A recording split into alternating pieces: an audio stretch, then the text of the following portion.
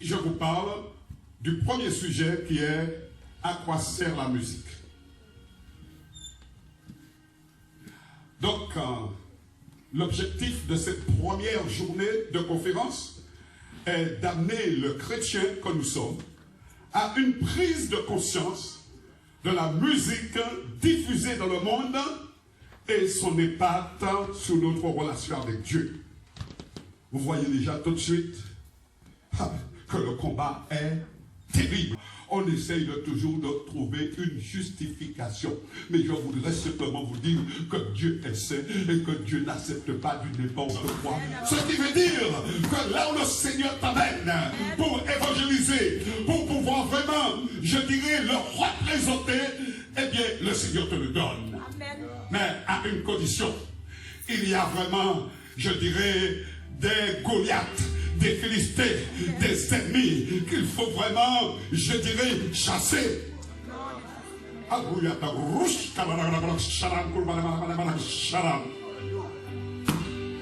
L'esprit de la louange, il y a l'esprit de victoire.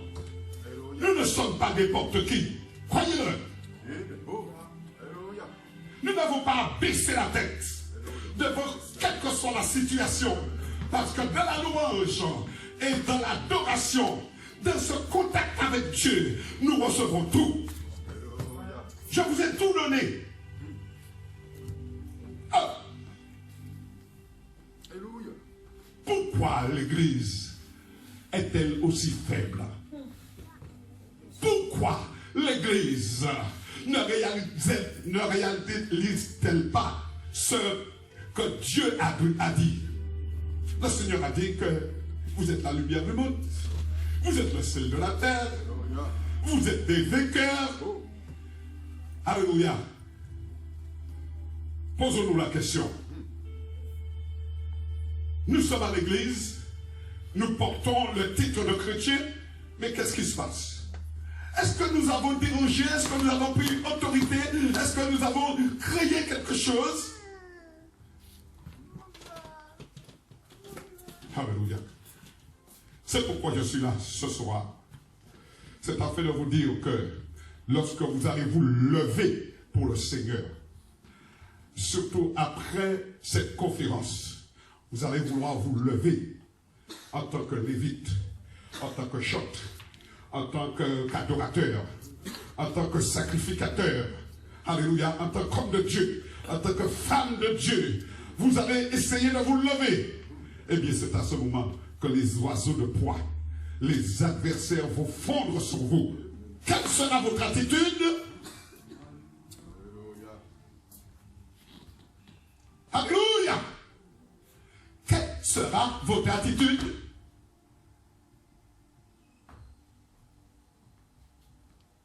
C'est ça, mes bien-aimés, la conférence. La conférence, c'est de faire prendre conscience que nous avons une arme terrible entre nos mains et que nous devons apprendre à l'utiliser. Ce n'est pas simplement dire qu'on est, alléluia, lévite, musicien, chanteur, etc. et tout. Non! C'est plus que cela. C'est plus que cela. Le Seigneur veut réellement que nous allions plus loin. Voilà ce que nous dit le Seigneur pour développer cette conférence, parce que je l'ai préparée dans la présence de Dieu pendant de longs mois. Prenez votre victoire. Excusez-moi de vous le dire, de vous dire, chers bien-aimés. Alléluia. Je suis là en tant qu'orateur, mais je suis là aussi en tant qu'homme de Dieu. Celui que Dieu a levé pour pouvoir faire connaître la vérité. Et la vérité, c'est que vous avez besoin de guérison. N'est-ce pas, ma soeur? Vous avez besoin de comprendre ce qui se passe dans votre vie. Et dans la louange, dans ce séminaire, vous aurez la réponse. Amen. C'est pourquoi, chers bien-aimés, prenez avec moi Exode 25, verset 2. Pasteur, mettez-vous à l'aise. Soyez bénis. Exode 27, verset 2. 25, verset 2. Exode 27, verset 2. Qu'il m'apporte une offrande, vous la recevrez pour moi. Non. Ah oui, parlons aux enfants d'Israël d'abord. Devant.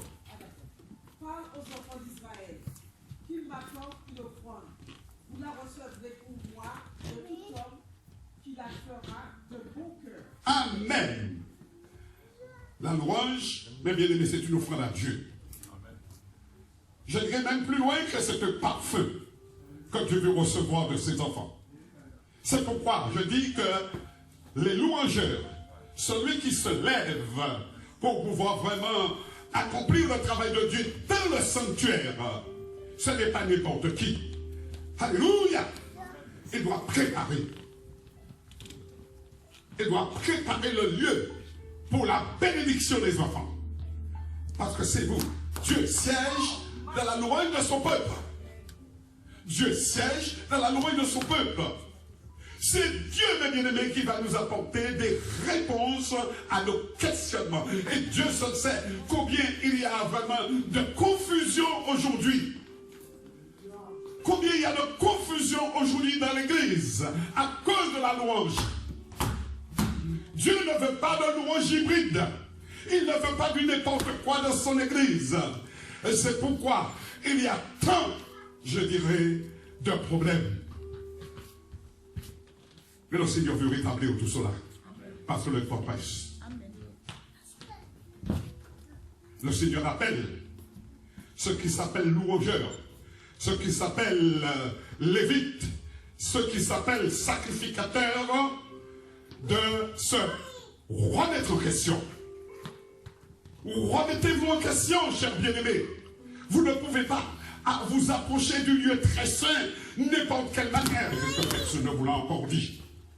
Mais celui qui volontairement ne veut pas se sanctifier et se trouve dans la présence de Dieu, tout comme les enfants de Nadab et Abihu, eh bien, ils ont été détruits parce qu'ils ont présenté un feu étranger. Faisons attention, mes bien-aimés, lorsque nous venons dans la présence de Dieu, parce qu'il y en a beaucoup qui perdent leur vie. Amen. Simplement, peut-être vous direz, mais d'où prend-il cela?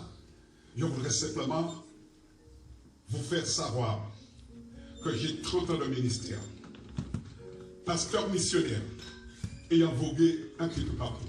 Sauf un endroit où je n'ai pas été,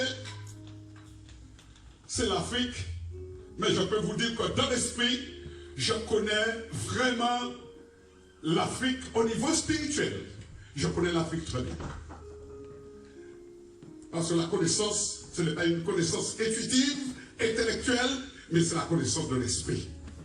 Si vous servez le Seigneur, je vous dis que personne ne pourra vous tromper. Parce que lorsque vous êtes à genoux, cherchant la volonté de Dieu, alléluia, eh bien le Seigneur vous parle.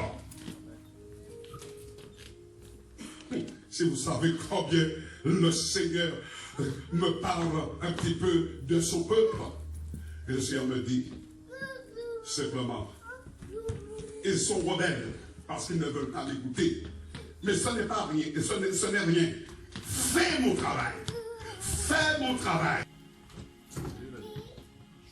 C'est un peuple à part. Un peuple différent des autres peuples. Un peuple qui connaît Dieu. Qui se lève pour louer et pour adorer Dieu. Et pendant que vous louez et que vous adorez Dieu, vous êtes surpris parce que ce sont les anges qui combattent pour vous. C'est une... Alléluia. Vous entrez dans une autre dimension, la dimension de l'esprit. Alléluia. Ce soir, le Seigneur veut te guérir. Amen. Alléluia. Tu peux enlever le chapeau. Merci beaucoup. Amen. C'est une marque de respect pour la présence de Dieu. Et c'est comme ça que nous sommes guéris lorsque nous comprenons que Dieu n'est pas n'importe qui, mais qu'il faut vraiment chapeau bas, l'adorer. Il faut vraiment s'agenouiller. David, le grand David a dit, avant de m'humilier, je m'égarais. Aujourd'hui, les hommes ne veulent pas s'humilier, ne veulent pas reconnaître leur, je dirais, pas seulement leur faiblesse. Ils ne veulent pas reconnaître. Pardonnez-moi, je m'adresse à moi, qu'ils sont sous couillons.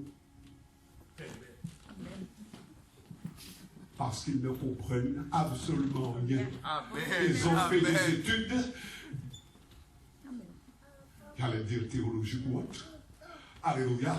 Et puis ils croient tout connaître. Ils ne connaissent rien. Amen. Absolument rien. Amen. Ah, ce que je dis là, mais il peut me procurer beaucoup d'histoires avec les grandes organisations, mais je ne suis pas d'organisation, moi. Je suis de Dieu, et puis après c'est tout. Alléluia. Donc méfiez-vous. Vous croyez connaître, mais vous ne connaissez pas. Simplement parce que vous ne fouillez pas la parole de Dieu. Parce que vous ne cherchez pas à comprendre ce que Dieu veut vous dire à travers la parole.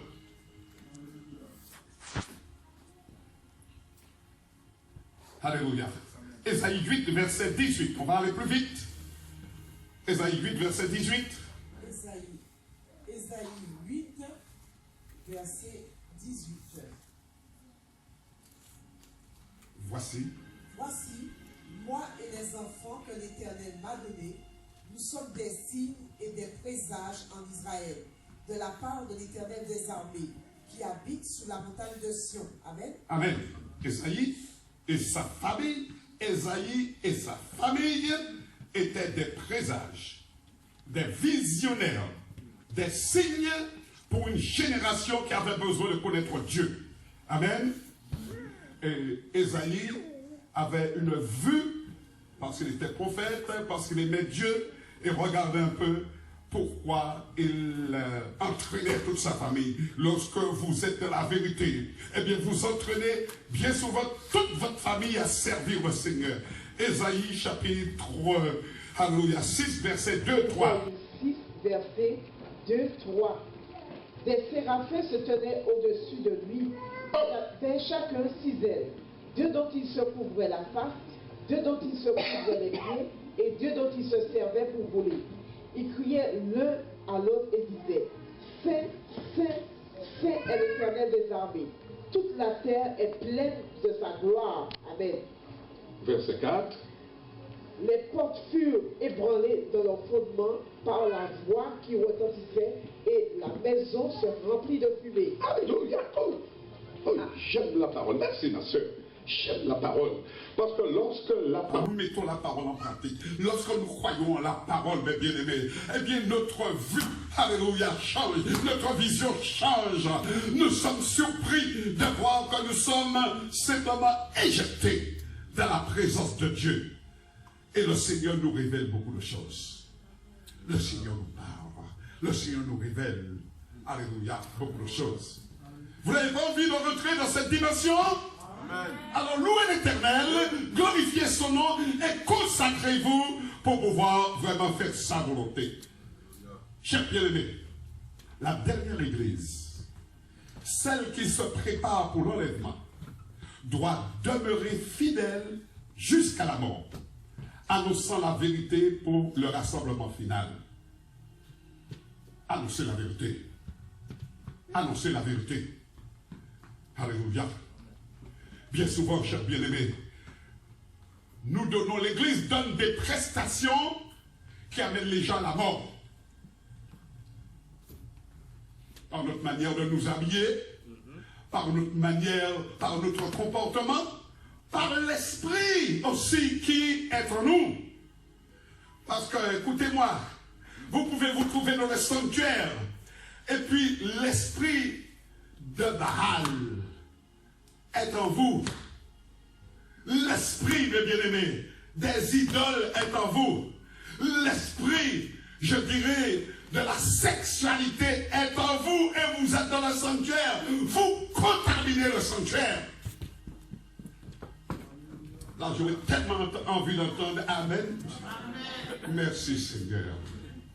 Encouragez-toi, puisque c'est la vérité que je dis. Alléluia.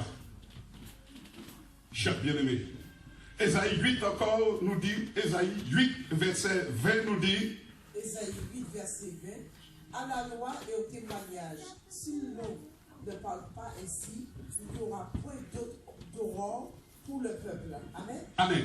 C'est un verset très important. À la loi et au témoignage. Si l'on ne parle pas ainsi, il n'y aura point d'aurore pour le peuple.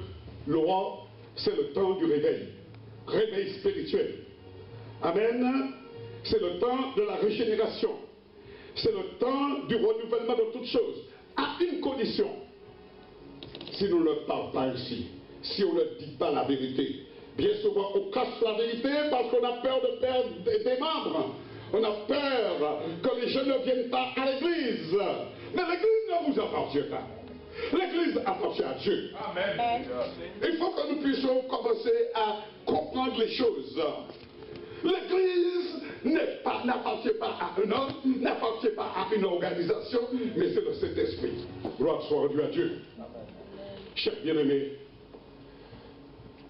alléluia. J'ai accepté de faire cette conférence. Je ne suis pas conférencier. Je ne suis pas musicien. J'ai fait un peu de traversière, mais je ne suis pas. Je suis simplement un adorateur. Amen. Un expérimentateur. Amen. Celui simplement qui obéit à Dieu et qui fait sa volonté. Et chers bien-aimés, j'ai vu et je suis en train de voir la gloire de Dieu. Amen. Amen. Oui, je suis en train de voir la gloire de Dieu. Il semblerait qu'il y ait ici beaucoup de gens qui me connaissent et qui peuvent dire, monsieur c'est un menteur, ou bien il dit la vérité. Quels sont ceux qui croient que je dis la vérité? Amen. Je n'ai pas besoin de plébiscite, hein, parce qu'il y a beaucoup de gens qui ne savent pas ce qu'ils sont. Et par la grâce de Dieu, je sais qui je suis. Amen. Amen. Amen. Je sais qui je suis. Et ce n'est pas, je dirais, une feuille qui s'agite, qui va me faire peur. Amen. Ce n'est pas une branche qui s'agite qui me fera peur. Parce que je connais aussi les démons. Le Seigneur m'a permis de faire un stage avec eux. Oui, ma soeur. Et bien souvent, tous ces démons qui vous trompent, ce sont les menteurs. Et lorsque le Seigneur m'envoie vers eux, le Seigneur me donne des instructions précises. Et ils sont obligés de fléchir le genou. C'est cette autorité, chers bien-aimés, que Dieu nous a donnée. Alors c'est pourquoi, mettez-vous au travail et faites le travail de Dieu. Arrêtons un petit peu de rigoler avec ce ministère si puissant que Dieu vous a donné. Vous avez des instruments qui vous dépassent. Parce que ce n'est pas l'instrument qui est important, mais c'est vous qui êtes derrière l'instrument qui est important. Amen, amen. Vous pouvez acheter toutes sortes de matériel performant, mais si vous n'êtes pas consacré, eh bien je vous dis, chers bien-aimés, vous ne pourrez jamais utiliser l'instrument pour la gloire de Dieu. Amen. Alléluia. Gloire à Dieu. Chers bien-aimés, je vais vous parler de l'état des lieux, que vous connaissez d'ailleurs. L'état des lieux. Oh!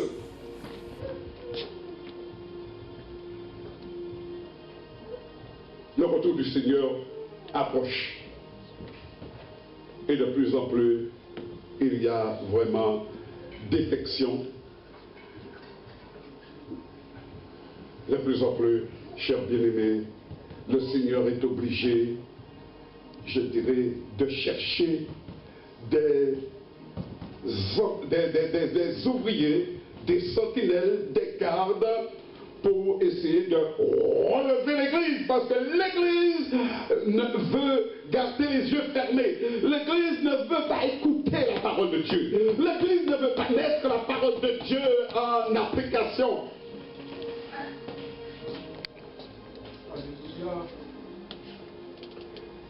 Éphésiens 5, verset 19. Éphésiens 5, verset 19. Éphésiens 5, Je vous parle de la musique. verset 19. Soyez au contraire remplis de l'esprit, entretenez-vous par des sons, par des hymnes, par des cantiques spirituels, chantant et célébrant de tout votre cœur les louanges du Seigneur. Entretenez-vous par des psaumes, par des hymnes, par des cantiques spirituels, chantant et célébrant de tout votre cœur les louanges du Seigneur. Pas le dimanche, pas en réunion seulement, pas lorsque vous venez au culte, pas lorsque vous vous rassemblez. C'est à tout moment qu'il vous faut, je dirais, louer le Seigneur, qu'il vous faut chercher Dieu, qu'il vous faut prier, la prière surtout. Un louangeur, un lévite ne peut pas se permettre de monter sur un instrument s'il n'a pas d'abord prié. Amen. Alléluia. Ésaïe 57, verset 19. Ésaïe 57, verset 19. Ésaïe 57, verset 19. Je mettrai la louange sur les lèvres. Paix, paix à celui qui est loin et à celui qui est près de l'Éternel. Je les guérirai. Amen. La guérison, mes bien-aimés, alléluia, peut apporter tout de suite une guérison. Je vais vous dire une chose. Je suis parti de la Martinique avec un gros problème. Une attaque au niveau de la bouche. On dit que toutes mes dents étaient déchaussées. J'étais à la pharmacie, c'était pire encore. À tel point, je ne savais même pas comment manger. Mais heureusement que je connais un peu le combat spirituel. Je disais, Seigneur, vivement, vivement, vivement, que cette soirée débute. Alléluia. Et là, chers bien-aimés, je suis en train de prendre ma victoire parce que Satan ne m'a pas laissé la bouche fermée. La louange nous amène à cette, je dirais, position de combat spirituel. Trop de louangeurs sont en train de pleurer, etc. et tout sur leur sort. Mais quelle sorte de sacrificateur êtes-vous? Vous ne savez pas que vous êtes dans un combat à mort? Changez votre manière de penser, votre manière de vivre. Aujourd'hui, nous constatons que beaucoup de chrétiens meurent dans les églises, là où Dieu est supposé habiter. Il y a même des gens dans les églises de bien-aimés. Satan vient les prendre à l'église. Ils sont possédés à l'église même. À la sortie d'une louange, alléluia, leur santé se détériore. Ils ont des problèmes, ils ne comprennent pas. Mais je me demande, est-ce que ces chrétiens se sont mis à genoux pour dire, Seigneur, qu'est-ce qui se passe? Je vous parle d'une louange agréable à Dieu. Si vous êtes malade, lorsque vous louez Dieu, si vous êtes, etc. et tout, posez-vous des questions, il y a un problème. Paix, paix, paix. Et guérison surtout, chers bien-aimés. Aujourd'hui, c'est vrai, pourtant Dieu nous a donné tout ce qu'il faut pour que nous soyons victorieux. Prenez avec moi Psaume 22, verset 3 à 6. Et nous verrons que Dieu n'a pas changé. Il est le même hier, aujourd'hui, éternellement. Psaume 22, verset 3 à 6. Mon Dieu, je crie le jour et tu ne réponds pas. La nuit et je n'ai point de repos. Pourtant tu es le Saint, tu sièges au milieu des louanges d'Israël. En toi se confiaient nos pères et ils se confiaient et tu les délivrais. Ils criaient à toi et ils étaient sauvés. Ils se confiaient en toi et ils n'étaient point confus. Ce Dieu a-t-il changé? Non. Ce Dieu a-t-il changé? Il est le même hier, aujourd'hui, éternellement. Il n'a pas changé. L'homme a changé. L'homme est devenu de plus en plus menteur. L'homme est devenu de plus en plus, je dirais, simplement rebelle. L'homme est devenu de plus en plus, je dirais, ne veut plus écouter Dieu, ne veut plus obéir. Mais attention, celui qui n'obéit pas, il va le payer cher. Je prends le niveau spirituel. Et je vous dis la vérité. Prenez-le comme vous voulez. Le problème de l'Église, c'est qu'on ne cherche pas à connaître qui est Dieu. On ne cherche pas à connaître qui est Dieu. Mais permettez-moi de vous dire une chose, chers bien-aimés, parce que je n'ai pas vraiment un langage trop flatteur.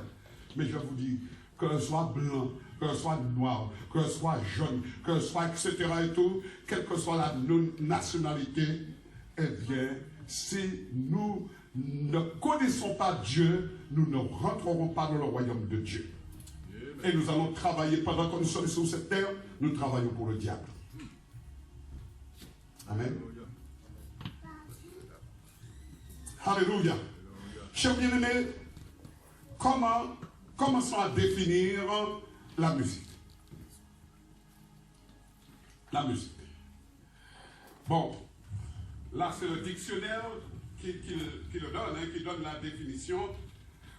C'est l'art de combiner les sons de manière à produire une impression esthétique, harmonieuse et apaisante. Oh! Je suis un peu chercheur, je suis curieux, et j'ai essayé de comprendre le phénomène des sons. Il y a des sons qui construisent, il y a des sons qui détruisent. Quels sont ceux qui savent ça? Amen. Il y a des sons qui élèvent, il y a des sons qui abaissent. Il y a des sons qui guérissent, et il y a des sons, mes bien-aimés, qui détruisent et qui nous rendent malades. Amen. Amen.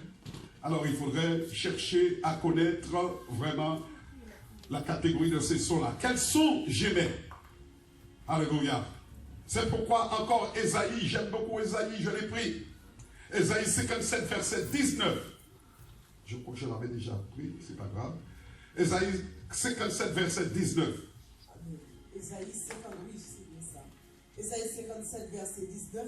Je mettrai la louange sur les lèvres. Paix à celui qui est loin et à celui qui est près, dit l'Éternel. Je les guérirai. Amen, amen, amen, amen. Alléluia. Oh. J'aimerais entrer dans la réalité de Dieu. Louez le Seigneur. Ne regardez pas votre corps. Le Seigneur dit, alléluia, il faut que votre corps puisse, je dirais, à la limite, dessécher pour que votre esprit se renouvelle. Ne vous occupez pas de votre corps, le Seigneur prend soin de votre corps. Amen. Simplement, louez l'Éternel. Louez-le, mes bien-aimés, de tout votre cœur. Et vous allez voir, vos yeux vont s'ouvrir. Vous avez les sens qui vont être divinisés. Vous verrez, vous comprendrez différemment.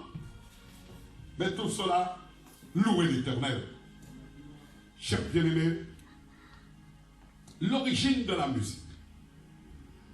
La musique apparaît dès les premières pages de la Bible, avant même la Bible. Amen. En Genèse 4, verset 21, nous lisons, je vais le lire, le nom de son frère était Jubal, il fut le père de tous ceux qui jouent de la harpe et du chalumeau. Ainsi, la Bible donne à la musique une place importante dans les activités humaines. La musique a joué un grand rôle dans la vie du peuple de Dieu. Je n'ai pas creusé parce que, vous savez, le temps est court par rapport à ce que je veux développer. Mais par pitié,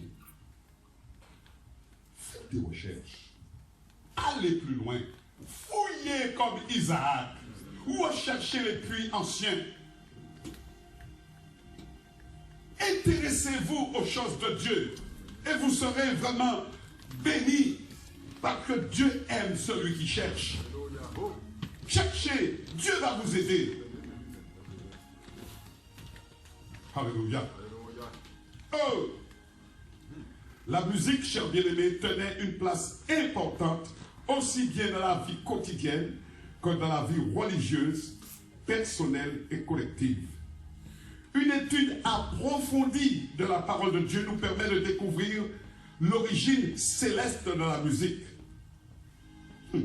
Avant même que les hommes apparaissent, dans le ciel, il y avait déjà des séraphins, des anges, des séraphins, amen, et qui étaient en train de louer Dieu, parce que Dieu, alléluia, a été toujours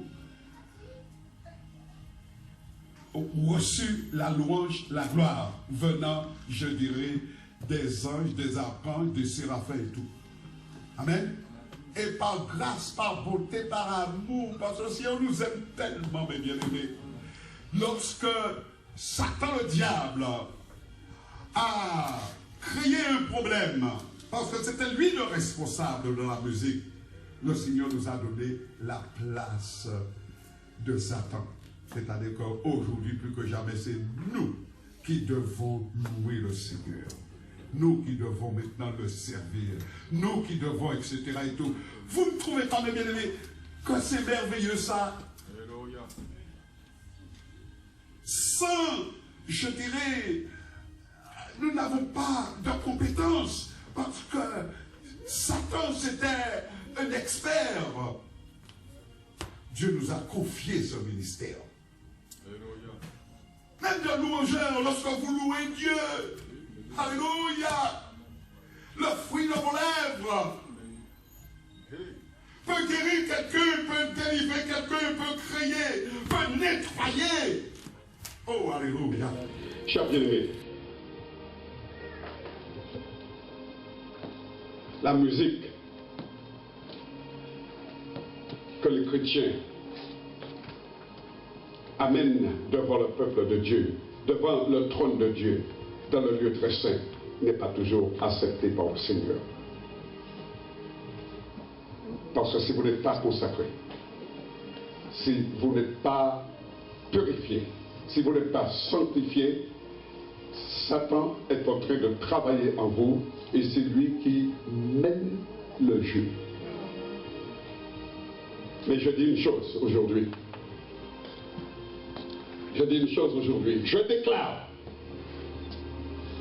c'est que Dieu maintenant a levé des hommes, des femmes aussi, hommes ou femmes, pour comprendre qu'il y a un problème dans le corps.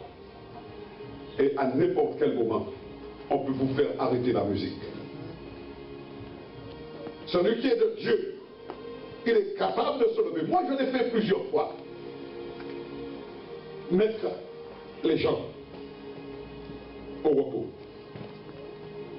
Avant qu'il ne soit trop tard, parce que des fois il est tellement tard que les gens peuvent mourir au-devant dans l'église, devant leurs instruments. Dieu ne rigole pas.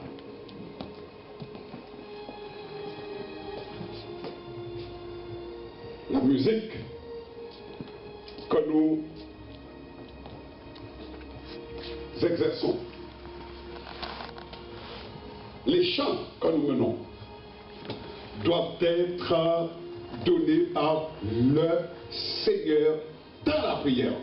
Amen. Nous devons consulter Dieu. Amen. Si dans une église, les lévites, les chantres, les sacrificateurs ne consultent pas Dieu, je vous dis, chers bien-aimés, il y a un problème. Et non seulement ils sont en train de contaminer l'église, mais ils vont payer. Alléluia. La musique. N'ayez pas peur. N'ayez pas peur de faire le nettoyage et la purification.